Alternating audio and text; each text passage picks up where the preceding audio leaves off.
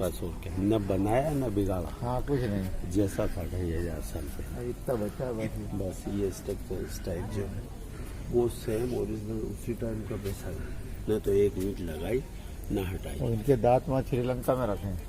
हाँ हाँ। श्रीलंका में दांत हैं। और गया जी में वो जो है ना वो दोस्तों वहाँ पे इनको वो पेड़ के नीचे वो हुआ था, वो स्थान नहीं होता। गया जी चलेंगे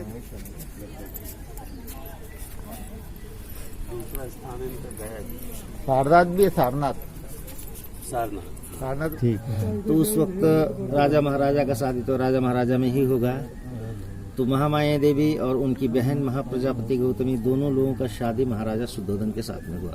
अच्छा तो उस टाइम का प्रचलन था कि पहला बच्चा जन्माने के लिए माँ के घर जाना पड़ता था। जी। अभी भी कहीं कहीं पे प्रचलन में है।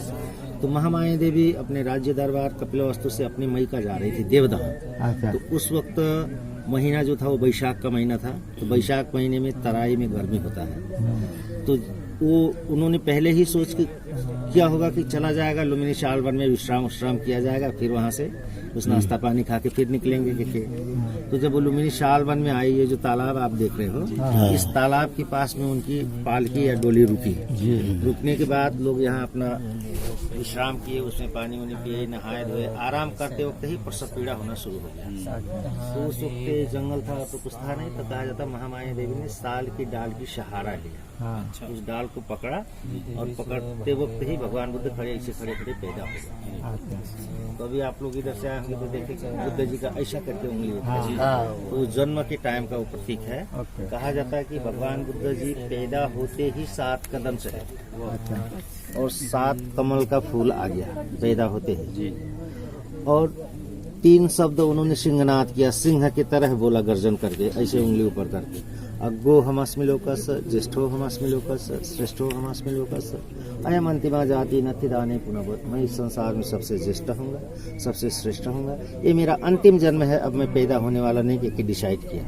फिर चक्रवाल के जितने भी देवता थे सब फूल बरसाने लगे स्वागत में, नाचने गाने लगे।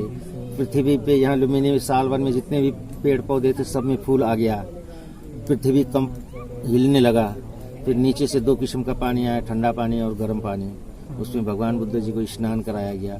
फिर वो सामान्य बालक की तरह हो गए कह कहा जाता है। अच्छा अच्छा, ये है। तो मेन जन्म स्थली वही है जो आप अभी देख के आ रहे हो।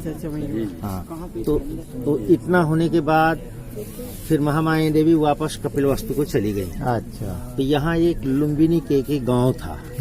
तो लुम्बिनी गांव के लोगों ने उस चीज को देखा था जब बुद्ध यहाँ पैदा हुए थे, जिस पेड़ के नीचे पैदा हुए थे, लुम्बिनी वासियों ने उसको देखा था कि इसी पेड़ के नीचे बुद्ध जी पैदा हुए थे। तो उन्होंने एक पत्थर ला के चिन्ह लगा दिया, मार्क कर दिया। अच्छा, मार्क उस जगह पे पैदा हुए थे क्योंकि तो महाराजा अशोक जो है वो 300 साल बाद यहाँ आए। अच्छा। अपने गुरु के साथ, उपगुप्त तिस्सा के साथ। तो जिस पेड़ के नीचे वो पैदा हुए थे वो पेड़ उधर जीवित था और वो पत्थर जो चिन्ह लगाया हुआ था वो भी उन्होंने देखा। तो महाराजा अशोक ने उसका पूजा वंदना किया और उसकी सुरक्षा के लिए महामाया देवी मंदिर का निर्माण करवा दिया। और वो आपका वेदी बना के उसके ऊपर वो पत्थर रख दिया और कुछ मंदिर बनवा। उधर वो साइड में जो कमरे हैं सब बुद्ध विहार है। ये सब स्तूप है और एक पिलर उन्होंने लगा दिया।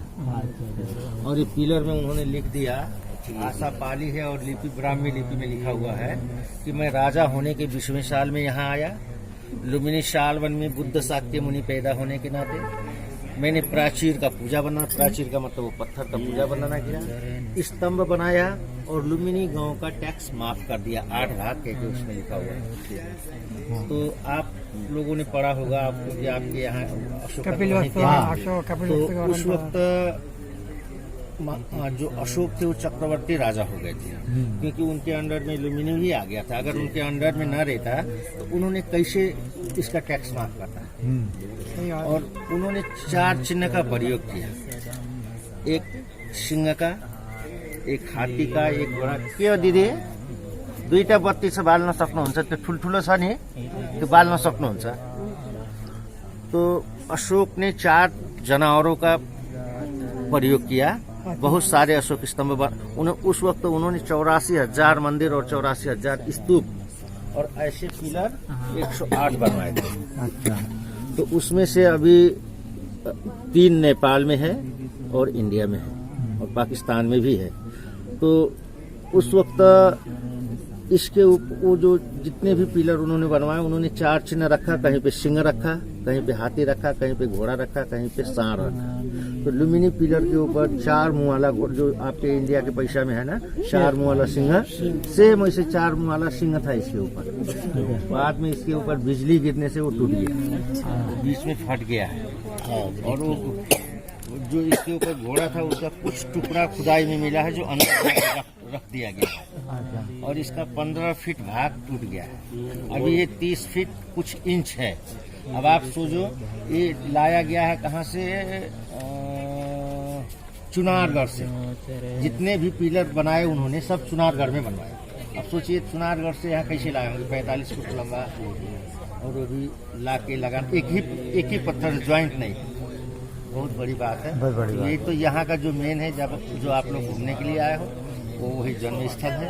ये अशोक स्तंभ है। वो जो तालाब है उसको कुछ करने सिद्धार्थ कुंड का टेबुल है, वो पुराना पेड़ है पीपल का, वो भी बहुत पुराना है।